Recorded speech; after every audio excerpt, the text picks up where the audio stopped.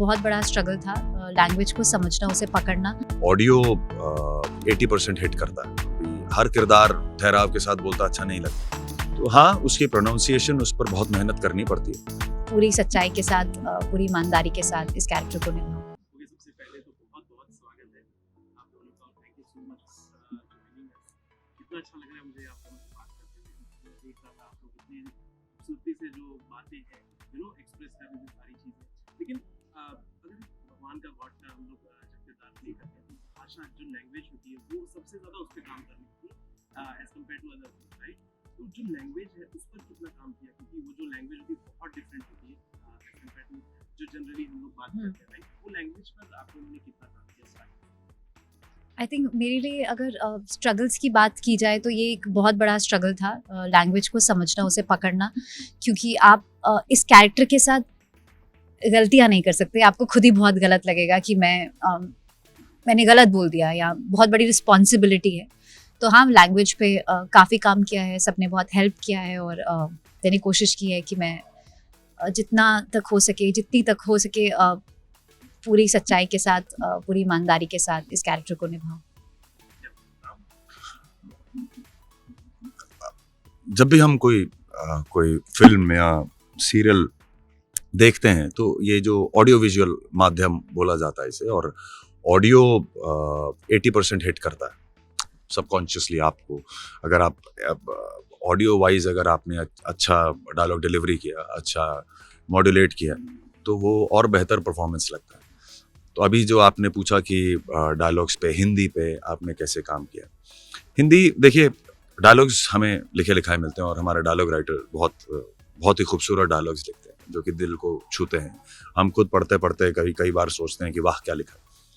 तो हाँ, उसकी प्रोनाउंसिएशन, उस पर बहुत मेहनत करनी पड़ती है, और हर आर्टिस्ट करता भी है हिंदी के ऊपर।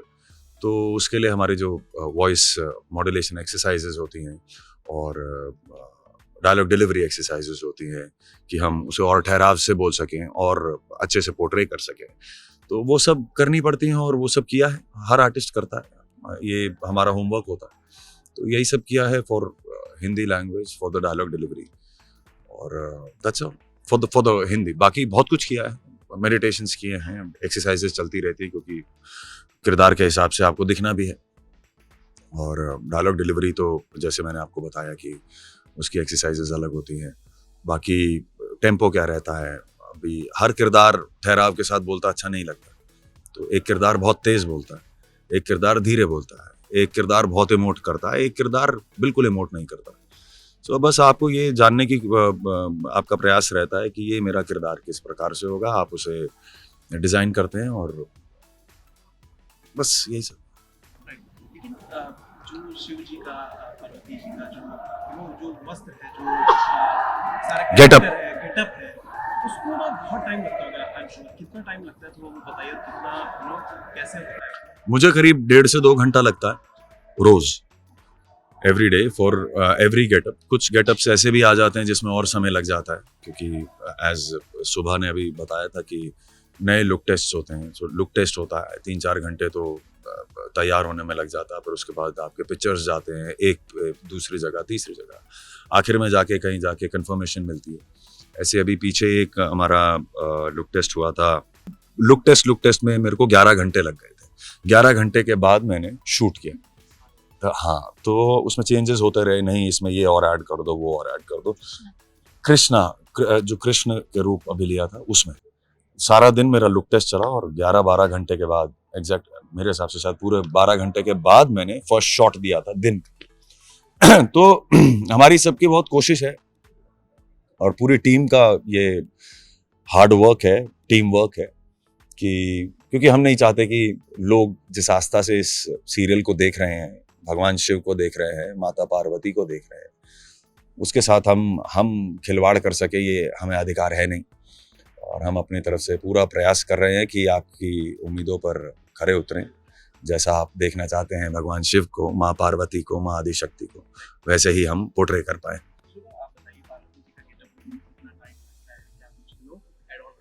वही, जब कोई नया लुक डिसाइड हो रहा होता है तो उसमें काफ़ी समय लगता है, क्योंकि उसमें काफ़ी सारे चेंजेस होते हैं, टू एंड फ्रो जाता है, क्रिएटिव कॉल होती है, बहुत चीज़ें होती हैं। लेकिन एक बार जब लुक डिसाइड हो जाता है, जब वो रोज़ हम उस लुक को करते हैं, फिर धीरे धीरे समय कम होता जाता है, पर फिर भी मिनिमम 2 घंटे तो लगते हैं। लेकिन जब इतनी मेहनत आप लोग कर रहे हैं, हमने देखा स्क्रीन पर इतना ज़्यादा खूबसूरत लगते हैं अपने, और लोग इतना प्यार कर रहे हैं, सारे लोग सोशल मीडिया पर हर जगह तारीफ ही होती है सिर्फ। How does it feel like? It feels like a blessing. It feels like, I don't know, it's सबके प्यार के लिए हम ये सब कर रहे हैं। I mean, इसीलिए हम लोग सब इतने सारे लोग मिलकर इतनी मेहनत करते हैं कि जो प्यार हमें मिल पाए, और वो मिल रहा है, तो बस वही लगता है कर्मों का फल मिल रहा है।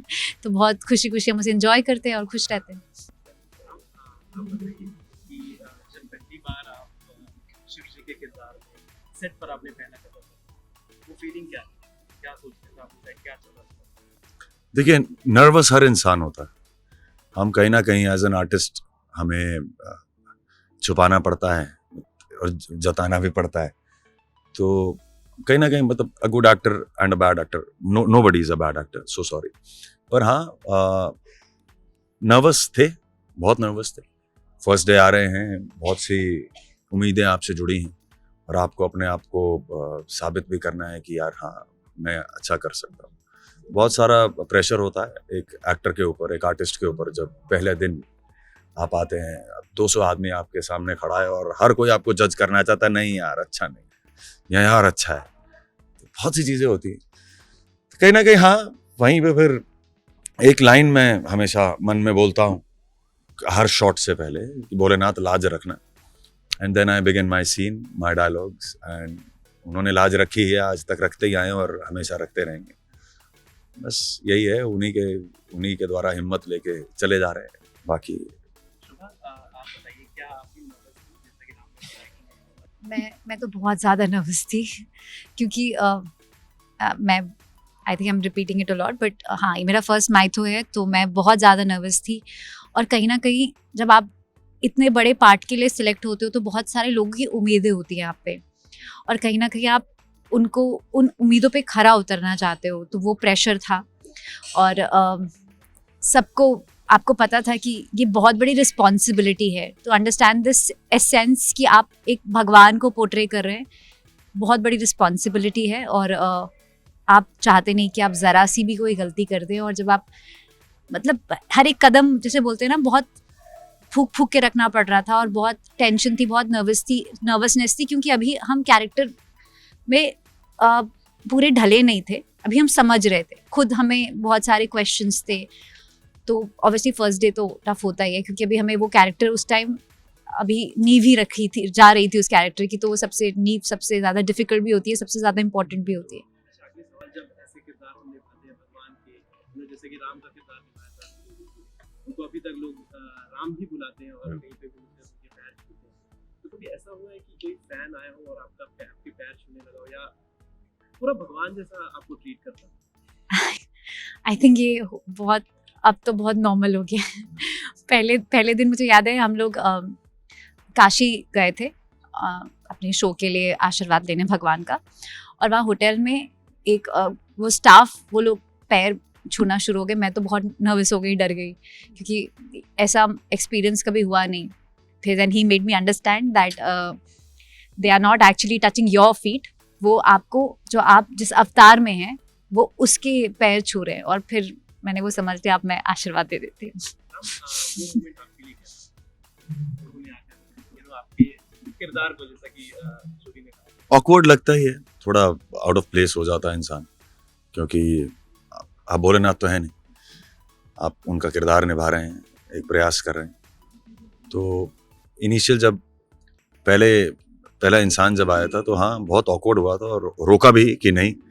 बट फिर तुरंत उसी समय एक रियलाइजेशन भी हुआ कि ये मेरे नहीं, भगवान शिव के इस रूप के चरण स्पर्श करना चाहते हैं। तो बस it was quite normal at that time itself. ऐसा कोई जाते जाते लोगों को कुछ मैसेज दे दीजिए, और शिव पार्वती के विवाह के लिए सारे लोग एक्साइटेड हैं भी आज, तो आप लोग कितने एक्साइटेड हैं? थोड़ा उस बारे में।